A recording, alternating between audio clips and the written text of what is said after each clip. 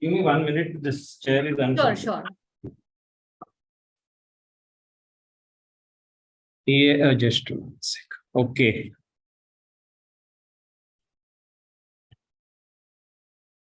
Yeah. We still have a minute. We'll wait for a few people to join. Okay. Sorry, I lost you for 10 seconds. No worries. I said we'll wait for a minute. Yeah. Not many people are, waiting to hear to you. And for them, it's a great opportunity, to hear live, especially when indices have been doing so well and some veteran comes, all are willing to hear. Yeah. When indices are running high, fund managers become redundant actually. No, but the day like today comes and then the people suddenly start realizing their value. You very rightly said, but it's not the always, it remains for a very little while.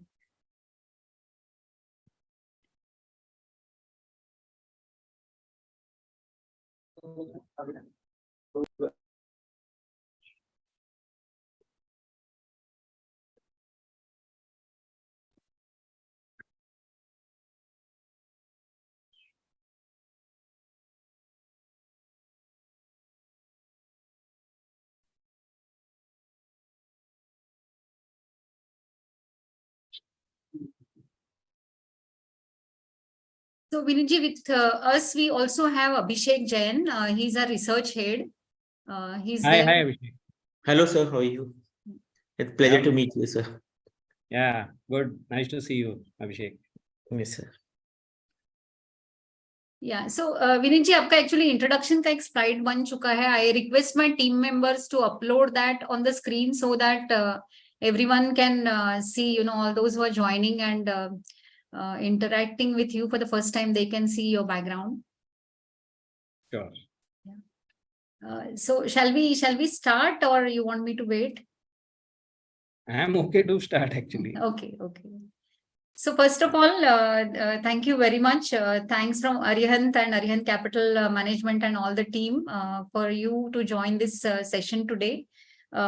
Basically, unveiling the mid-cap magic and hidden gems, and where you have been in the industry as a champion and finding so many gems. So Vinitji, I mean, basically we have seen that India has a very steady government for last 10 years. Many steps have been taken by the government for the development of the economy. And in between, we also went through COVID-19, which was very harmful, and the entire globe went through that kind of a thing, which is a sort of a decades kind of a problem. It was managed by India very well, in spite of being very highly populous country. And things since then emerged out to be very good for the Indian markets. IPO markets also did very well, though in between some volatility occurred, and today's listing of IPO also turned out to be very good. So just would like you to guide us about the view going forward at the current levels. Okay, so thank you. And first of all, welcome to all the participants who are listening. And it's really an honor to be here in front of all of you. And we share a good relationship personally, Anita Madam. So I think it is definitely a good thing for me to be part of the show today.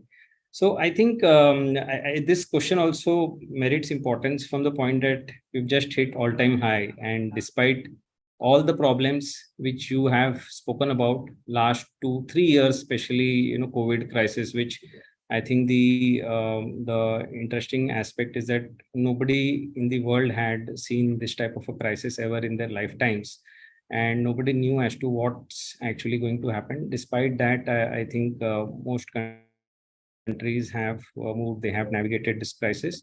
And like you said, I think India has done a much better job relatively when we compare to the world as to how they have dealt with the crisis, irrespective of the kind of population we have. And in the interim, I would also say that the quality of Indian corporates has also actually significantly improved in the last maybe a few years. And when I say quality of Indian corporates, I really mean not about their profitability, not about their growth, but more importantly is a balance sheet, which I think is the long-lasting, factor as far as the companies are concerned. So when I think about the balance sheet of corporate India has delevered. The banking today industry is in the best form when it comes to capitalization, when it comes to their credit quality. And also, I think they have moved up significantly in terms of their profitability also. Third and fourth important thing is, just continuing from how the governments have actually dealt with the crisis. They have sort of institutionalized a very strong growth approach. And when I say that, what I mean is that when we think about what they're doing for manufacturing, what they're doing for investment across various segments. I mean, earlier we used to only think about power and road. Now there are railways, defense, many more segments have actually come in their radar, and they are executing well. So, and then, our own manufacturing, definitely the government's idea of taking the manufacturing up from 17% to 25%. We may not reach 25, even if we reach 20 to 23, that's a big number. And when we think about from the GDP's perspective, it's a big number. So I think the opportunities are there for the companies to capture. The companies are in their very good form and shape, when it comes to these opportunities. Banking sector is there for the companies to get funding from. And hence, I would say that the outlook maybe for the next few years from this perspective looks pretty remarkable from here. And that is what is getting recognized when I see the markets today. I think, after some of these crises, high interest rate, inflation, we have sort of, in terms of macro and micro, we have sort of seen some bit of a twist wherein now people are calling for peaking of the interest rate. Inflation is maybe sort of under control. Some more risk taking is happening, and as the world recognizes that the India structurally looks strong, I think they are also trying to allocate more capital to India, and which is where we are seeing the markets at the all-time high. So having said that, let me just maybe bring one perspective here. So while the long-term outlook looks good, in the last 25 or 30 years, we have compounded by 10 odd percent in terms of the markets. And the earnings have also compounded by around in the same range.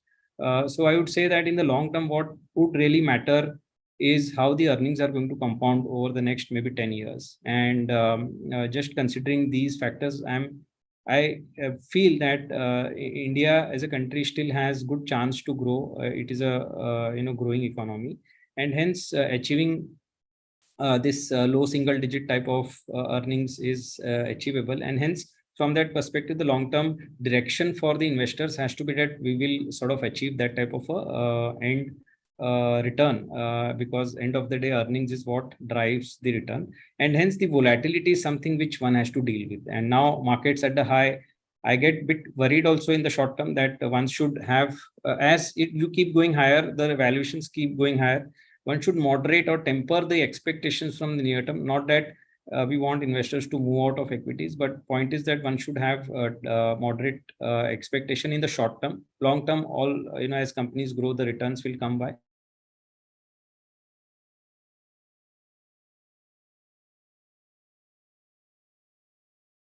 But normally we see that pro-cyclical behavior hota hai, and then as the markets keep going higher, people become more and more bolder and they try to invest more money. So I think that is where I just want to maybe highlight a bit of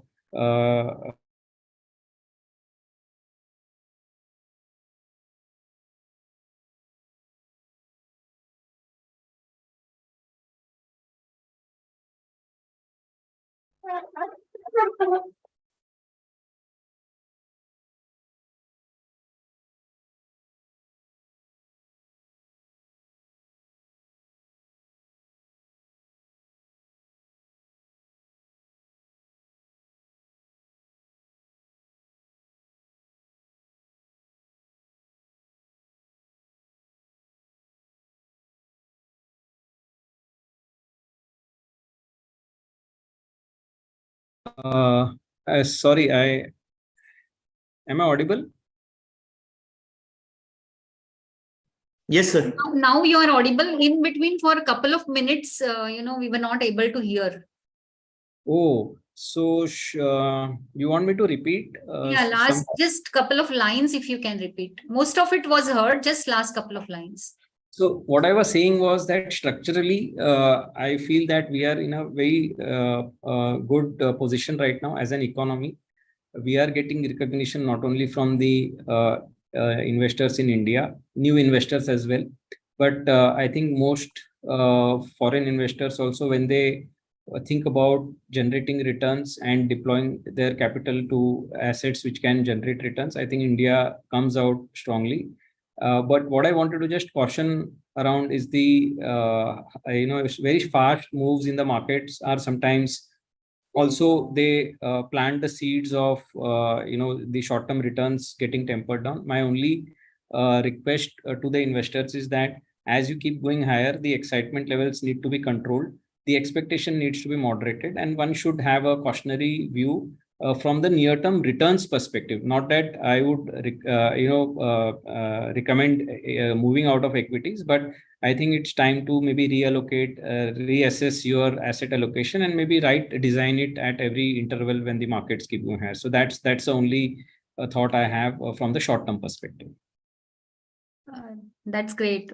So what all positives that you have mentioned, that still India being one of the largest country, having lot many listed companies, varied kind of sectors we have. In spite of that, India's market cap as a global market cap still continues to be much on the lower side. A lot many things are happening here. We see really great opportunities. Do you think that global percentage of our global market cap improving substantially in the near term? So see, the way to think about it is that if we look at fundamentally, I think in terms of GDP, we are seventh or eighth largest as an economy. And am I audible? Yes, yes. We are almost about, let's say, I think seventh largest in terms of economy. And in terms of the market capitalization, we rank fifth.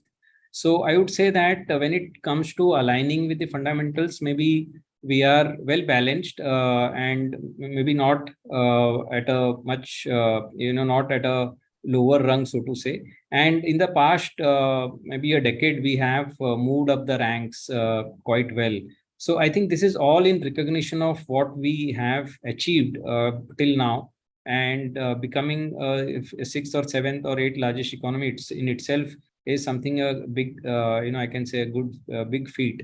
Now, having said that, if we have to put in context the fact that if India sustains its growth momentum, which is relatively on the higher scale as compared to the world, definitely, it will warrant a better recognition in terms, it will warrant improvement in terms of rank, and then better recognition in terms of the market capitalization ranks also. So I think both are going to move in tandem. And my sense is that good part is that we are one of the few economies where we can still talk about growth, but there are so many economies which have maybe peaked out in terms of growth. They are stagnating. So I think from that perspective, for Indian investors, this is a good opportunity to sort of remain invested and play the course over the long term. Thank you, Vinitji. Abhishek will be asking the next question. Abhishek? Sure. Go ahead, Abhishek. Muted. Yeah, Abhishek. Yeah. Thank you, Vinit sir, and thank you, Anita ma'am, for giving me an opportunity. It's just an honor for me to having an interaction with a person who is having such kind of investment track record in the mutual fund industry, and especially on the mutual fund in the mid cap and the small cap side. Sir, first question is on the large cap side, we have seen like now the valuations are at like close to 23 times Nifty is trading as on today. What is your thought process on what should an investor do? Is there any opportunity now, the consolidation? What you would suggest if someone wants to put money right now, and what is your outlook on the consolidation or a profit booking at this level? So see, the way to think about it is that if we look at fundamentally, I think in terms of GDP, we are Okay, so I think, see, these are all, I think, different perspective, and it actually, the answer has to be more customized from each individual investor's, different objectives or a different risk profile each investor actually has. But still, I will sort of try and, common size the answer. So let me say that if, so first of all, in my initial remarks, I mentioned that as the valuations in the market keep going higher, one should keep tempering down their return expectation from the near-term perspective, and I think that is an important risk parameter which one should sort of keep in mind. Now, within the market, if you look at the composition of the market, the overall market valuations, on a 1 year forward basis may not look very high, even right now after the markets have seen the new highs. But I would say that if I go drill down and look into the composition of market, there are a lot of pockets which are maybe factoring in the near-term earnings expectations quite well. And hence, from the perspective, I would say that there are a lot of pockets which have really become a bit expensive, and hence one should have some kind of caution. Now, there are pockets at the same time which are still reasonable, the likes of banks, healthcare, IT, or insurance companies. These are reasonably valued, and these are the pockets which may provide some bit of cushion or margin of safety in terms of valuation. But that is more, a very drill down version of the breakup of the market. But on the whole, as an investor, I think what I wanted to mention was the long-term outlook remains good. So if the investor really does not need capital, has investment done for the long term, is looking at 10-year plus as far as his wealth creation journey is concerned, I think there's no problem. One investors, once he's decided upon the asset allocation, he should keep in a disciplined fashion following that asset allocation. Which means that if the equity allocation has to be X%, one has to maintain.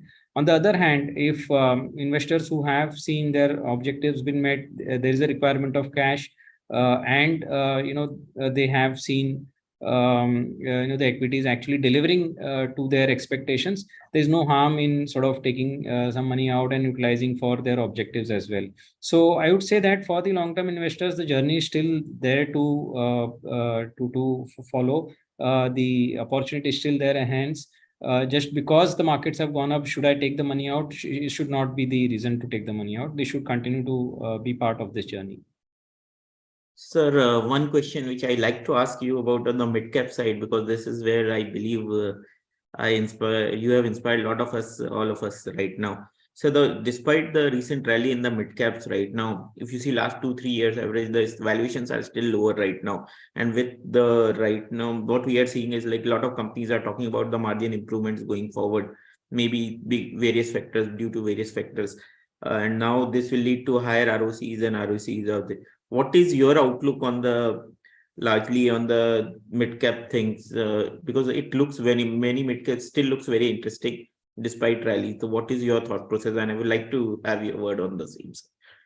No, so see, again, mid caps and small caps in general, they have been, my overall, forte, and I also sort of like to, understand these companies, and like to have own companies which to me has the potential to create wealth over long period of time. So I think that is something which is of interest to me, and hence I believe that this is a segment which does have the potential to outperform in general the large caps, because the sheer ability of these companies to outgrow the earnings is present, and hence I think the long-term outlook for the set of these mid-cap companies is pretty strong, is what I feel. A lot of new opportunities are also opening up for various segments, is what we have seen. Many companies have also diversified into aligned categories. So when I say aligned categories, if it were a agrochem. If it were a fertilizer company, they have gradually moved into agrochemical and largely catering to a larger piece of the opportunity. If it was a food retailing company, they have diversified their product platter, and they have gone into a diversified range. So I see that companies are trying to diversify, is seek more opportunities, wanting to grow, utilizing their capital well, and I think that is the that is a way in which these companies will create growth opportunities and create wealth in the process. So I think that journey is there. The second aspect is that there are many subsegments within the broader sectors which we define, where I believe that the only way to play those subsegments is through mid cap. And these are not small subsegments. When I say that, what I mean is, let's say building material as a category. So the largest tile company is a mid cap company. Likewise, I mentioned about the agri, the largest maybe fertilizer or agrochemical company, maybe a mid cap or a small cap company. Chemical businesses, a lot of the companies are mid cap companies, majority of them. So I would say there are a lot of the subsegments which are potentially large subsegments. They can grow large, and the only way to play them is through the mid cap. So hence the opportunity size, scale and all is strong, and hence that makes the segment very interesting and good for a long-term investor. But now coming to most important aspect, you mentioned that there are a lot of mid caps which are looking good. Again, I would say that in the within the broader composition, there are a lot of mid caps which are promising, but there are also at the same time some of the mid caps have really gone way higher in terms of the valuation. So I think the word of caution on the near term maybe is also warranted as far as the mid cap category is concerned, and hence investors should be aware about the fact that as you see more higher valuations, the near term returns could remain more, let's say, tempered, is my opinion. Thank you, sir. And as you have the consistent record of generating alpha through investment, I would like to ask you, sir, one thing, like investing and generating alpha through investment on a continuous basis has been a very challenging task. And I like huge respect for you. You have been doing it continuously for years right now. Sir, how do you manage your work-life balance and a personal front? How you manage these things? I would like to understand. So I think the most important thing is that if you love what you're doing, that actually takes away a large part of the pressure out of the work. So this is something which has been my area of interest, area of liking. And like you said, when we interact with people like you, companies, there is so much we gain every day. There's so much knowledge, there's so much learning, which actually keeps us always in a very, let's say, positive frame of mind. So I would say that this is something which allows you to maybe sort of balance in your mind or remove the pressures. And let's say if we are doing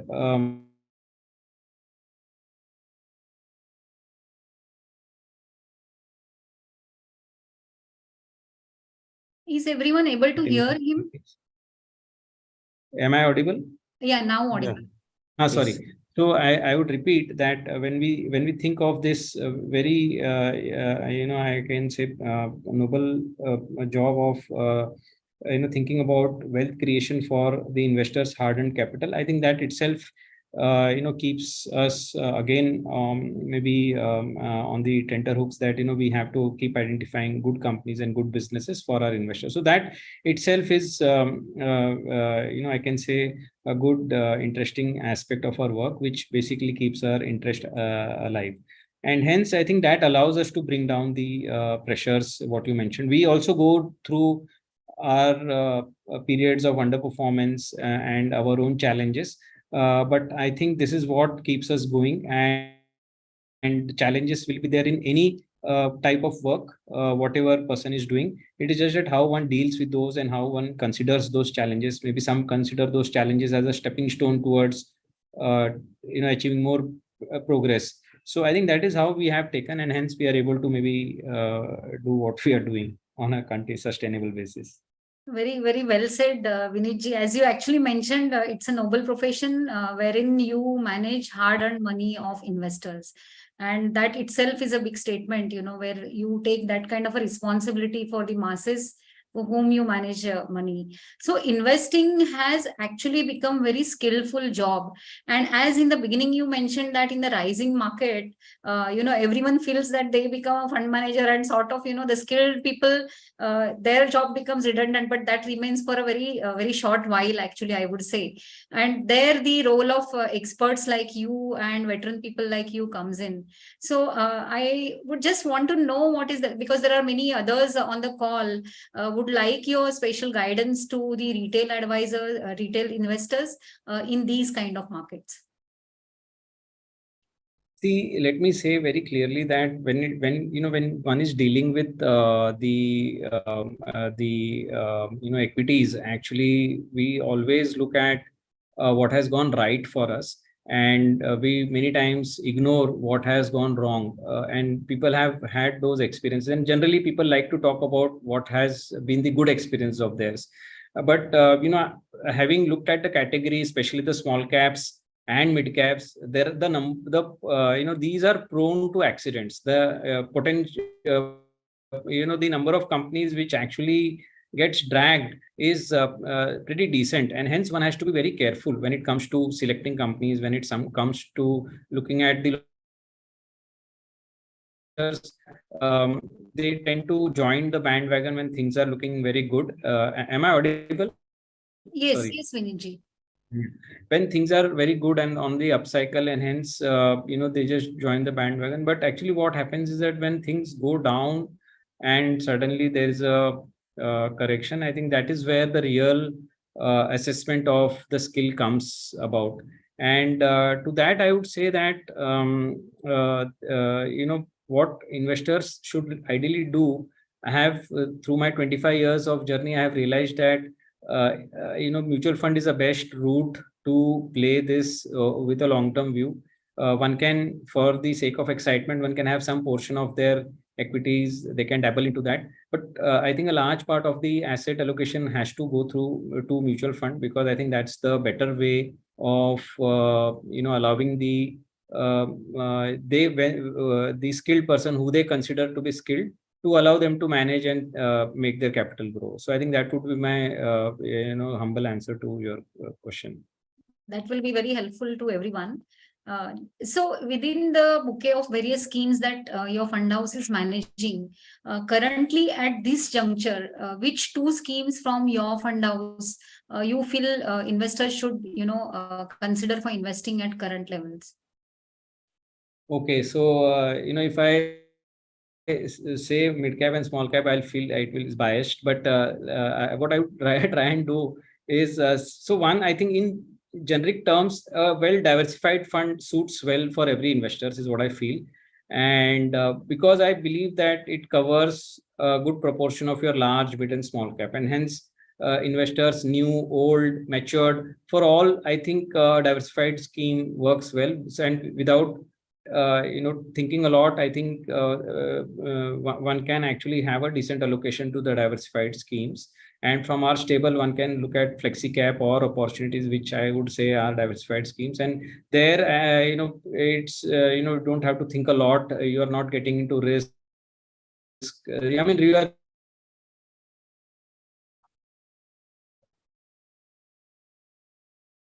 reducing the risk capitalization or segment choice, which I would in general advise the investors to look at. The other, I think, is I want to basically want investors to also maybe have some portion allocated to sectoral funds. And from our stable, I would say healthcare is looking a good segment to look at right now, because healthcare has not done well over the last 2 years. The sector has seen derating. Valuations are okay.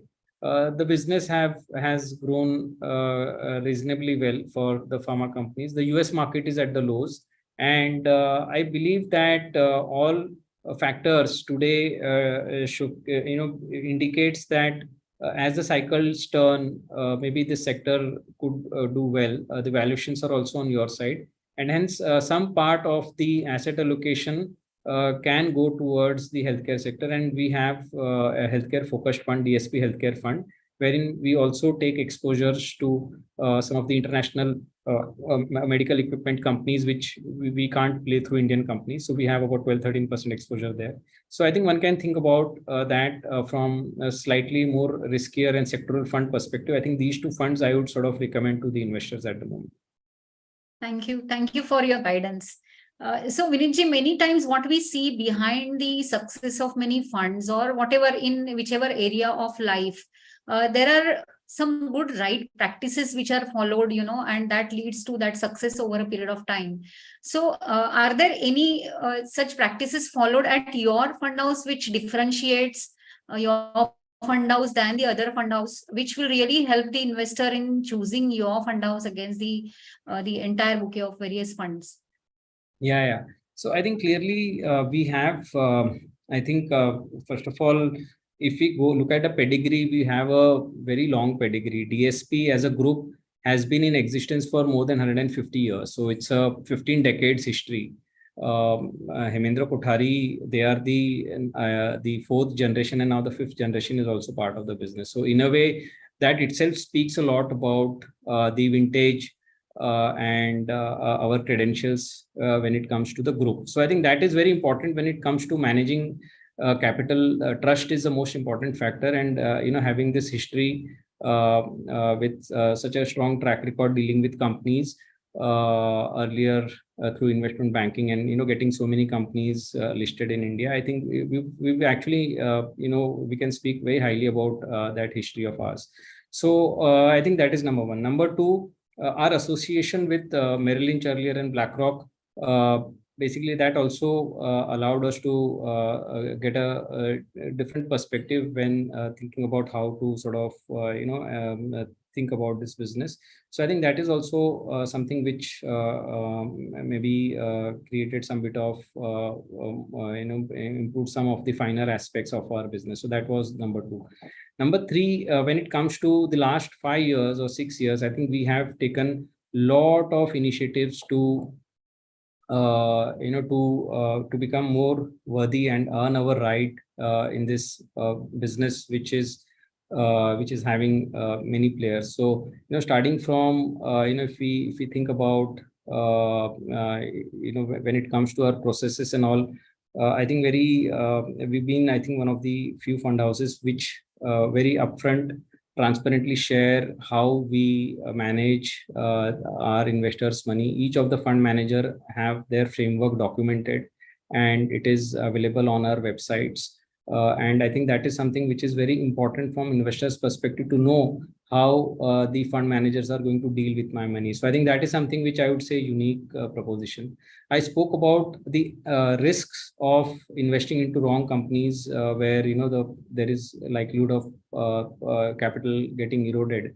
So to sort of again deal with that, what we have done, we have created a position of a forensic analyst actually in our team, whose job is to look at these red flags of some of our investee companies, and especially when we have a decent amount of allocation to small and mid caps, this becomes all the more relevant. So I think this is something to avoid big accidents which can happen while we are looking at the investee companies. So I think that is the other initiative. The third, I think, which is getting recognition now is the kind of communication and data which we are sort of sharing with the investors, be it in terms of some of our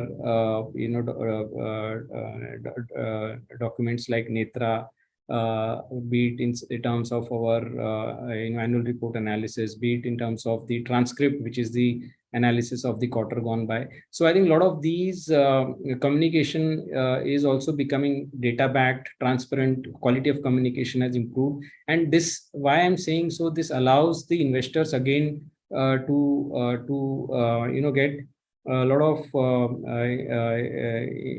information which is again built backed by evidence, and they are able to also take right decisions.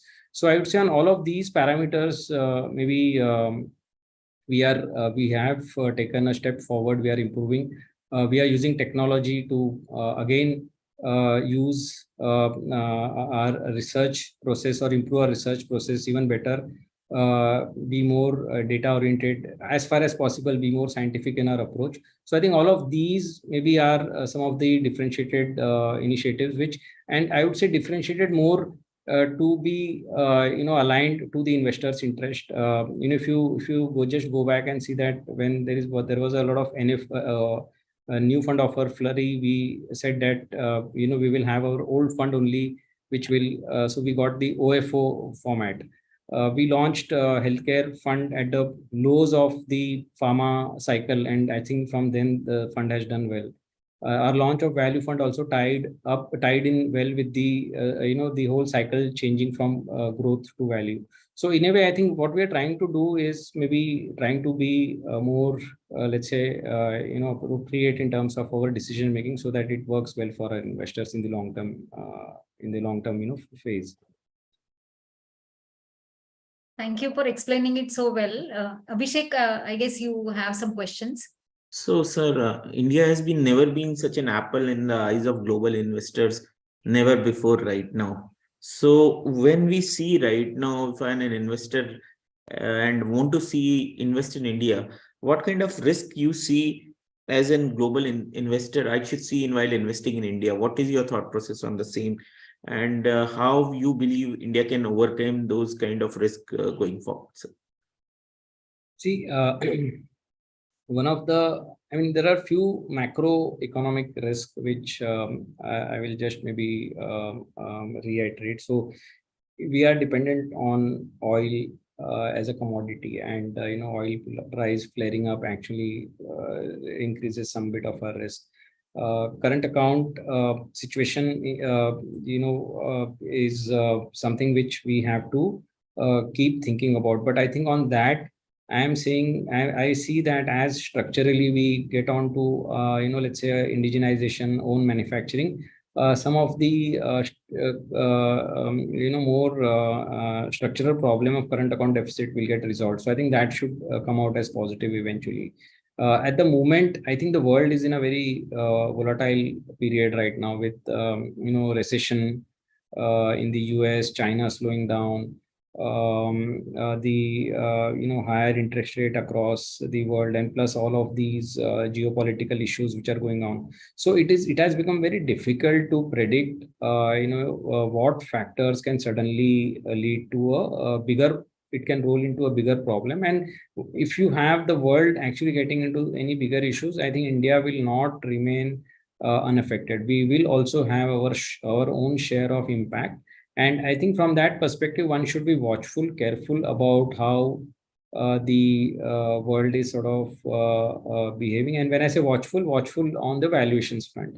But all of this, let me also say, at this point where we are at the all-time high with all these problems, we know that over the next 10 years, as India grows, all of these problems will become part of the short-term issues. And in the long term, I think what will deliver returns is going to be the growth. So I think till the time we have growth, these problems will only become an opportunity for us to maybe look at rebalancing and enhancing our exposures to equity, because the growth factor is something, till the time it doesn't get affected, one should not remain worried. Thank you, sir. Abhishek, you have any other questions? No, my questions have been answered, ma'am. Okay. So you can take this. So Vinitji, one question I would like to know is that, see, I mean, investing, taking decisions, managing money for investors, managing it well, treating it as a noble profession, these are, kind of work which is very stressful, especially when it comes to handling, managing market volatility. So just want to know, how you have been managing all these, any strategy that you have adopted to manage the stress levels, which are very high in this profession. So like I said, that if you find the job interesting, then I think that anyways reduces the level of stress. And partially you answered it earlier. And other thing is, see, I think very important is that if we stick to our philosophy and thought process, and if we believe that the only way one should think about in this category is to think long term. I think that is something which we try to keep ourselves tied to when it comes to the philosophy. And we are in the day-to-day NAV business, which is the pressure point. It is not so much about whether you have invested in right companies or no, but it is to deal with the day-to-day volatility, day-to-day NAV, because the day-to-day underperformance is something which gets questioned where you are answerable. And I think the more what we try and do is that we try and try to educate investors that unless these are cycles, and they will have these cycles across all the funds. No fund or fund manager can claim that for 20 years you will be at the peak. So I would say that once you have some of these aspects clear in your mind, I think that also allows you to reduce the stress. I won't say I can completely go off stress. Stress is part and parcel of the business and profession. Sometimes it also works in positive fashion if you are able to use that as a challenge to think differently or maybe introspect. So I think those also helps. And I think the last point is that one can unwind, one can I keep looking at various ways, maybe meditation or go for a walk. Those are also ways to sort of reduce some bit of that stress. And I think any profession will have stress. I'm sure all the people who are hearing me, they will must have faced stress at various points in time. And the best way is, I think, meditation or going for a walk. I think that reduces that level of stress quite a lot. Thank you. Thank you so much for answering all the questions so much in detail. Now that you are here, if at all, if you permit us, we'll open the window for questions. If you permit us. Yes, please. Okay, fine. So anyone who has questions. Please go ahead. Yeah. So if anyone has questions, you please unmute yourself. Please bear in mind the mutual fund guidelines and compliances, and you can have ask any questions if you would like to ask.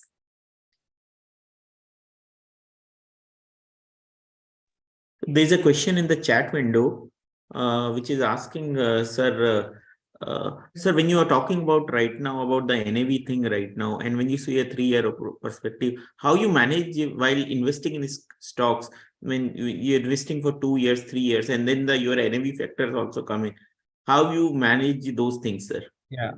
So see, now we have been doing that.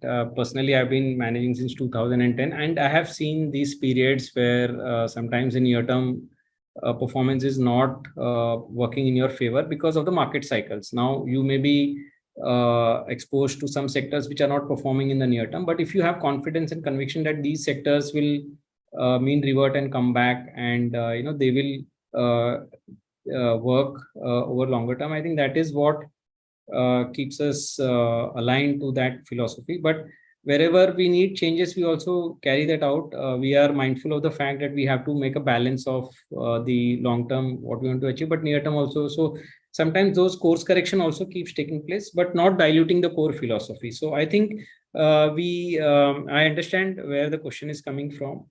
We are mindful of the fact that we have to achieve our long term objective. But the near term and the medium term is something which we have to sort of keep a balance on. So, yeah. There's 1 or 2 questions also on the chat window. So one question I've received is on as you have talked about the healthcare sector right now. You talked about, sir, what is your outlook? Like, I'm just saying which stocks or which sector you are more positive on, domestic healthcare plays or US based companies, Indian companies supplying it to US. So if you can throw some light on that. So see, I think the way to think about is to balance both the return and the risk aspect of the segment. And when I say that, what I mean is that the domestic companies are pretty stable when it comes to their growth metrics, their cash flow metrics, their ROC metrics, and that provides you reasonable growth and stability as far as the business is concerned. Now, US is something which has hurt the performance of these companies for long, And our hope is that US is facing shortages as far as the drugs are concerned, and the level of shortages is at the high point today. So, this is how the cycles turn. I mean, now I won't be able to predict that it will start turning from next quarter onwards, but when the scarcity takes place, that's the point where gradually things start improving. So I'm assuming that the normal economics will also play the course here, where as your supply as the supply shortages start hitting the country, the pricing should start improving gradually. It has not yet improved, but I would say that the US market is at the lows, and hence from the cyclicality perspective, it should also over the next maybe 1 or 2 years start to do well. So that will only add to the value of the businesses. So because today when I look at a company which is having a combined both domestic and US piece, in the valuations, it is just maybe the domestic piece which is getting valued. The US piece has been totally discounted fully. So anything which brings about any positive change there will only add more value to the current valuations, is my feeling. Thank you, sir. Any other questions, ma'am, at your end? I do not have anything else.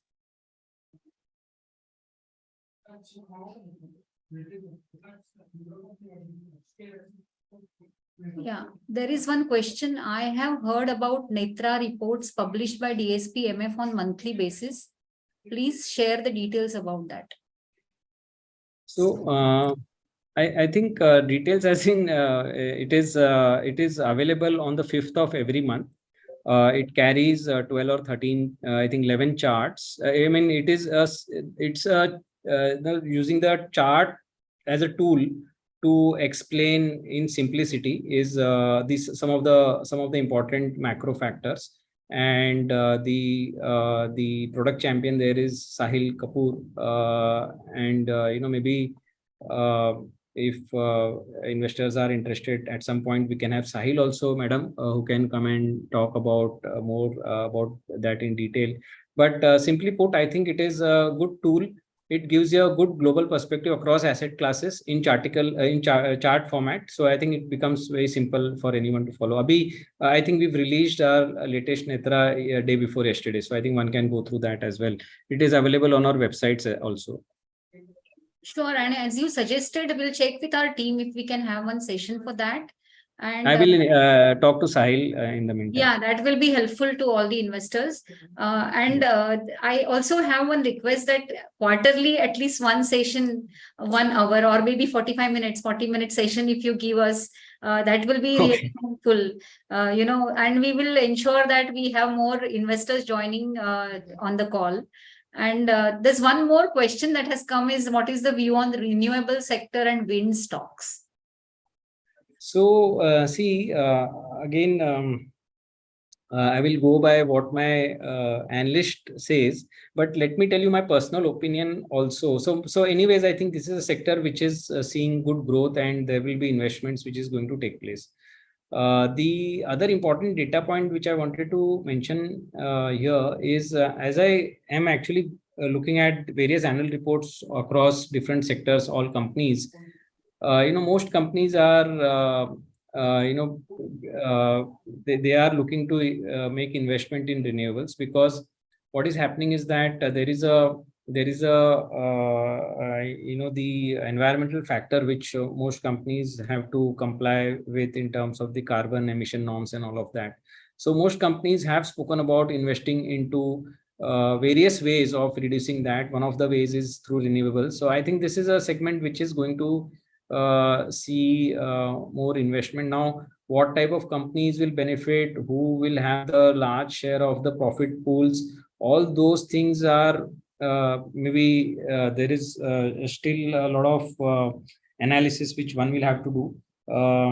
But I think this is a area where investment is sort of taking place, and I am hoping that not like earlier times when we had seen fall start, this time I think the segment should see sustainable continuous investment, given the fact that most of the companies will have to also comply with the environmental norms as well.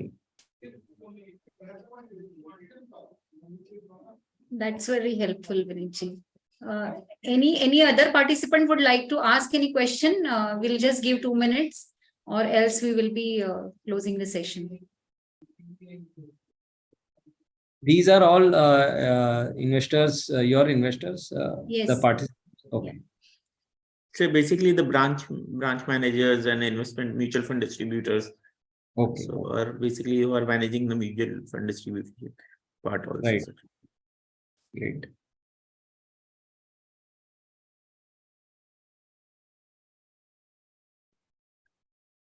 So as I think, ma'am, you can, there is no further questions, so we can have a thankful. Yeah. So Vinitji, thank you so much for being with us today, sparing your valuable time and guiding our investors about your views, and your experienced views will be really, really very helpful to all the people who have joined the call. At the same time, I thank Arihant team who was involved in arranging this call, and DSP team, who has done work to set up a meeting with you, take a time from yourself, and arranging this call. So as you mentioned, we will try to have this one session quarterly so that our investors will get the benefit of hearing to your views. Thank you so much once again. Thank you, and thanks Arihant Capital, Anita Madam, Abhishek, thanks a lot, and all the best to all of you. Good talking to all of you. Thank you. Thank you, sir. Best wishes. Bye.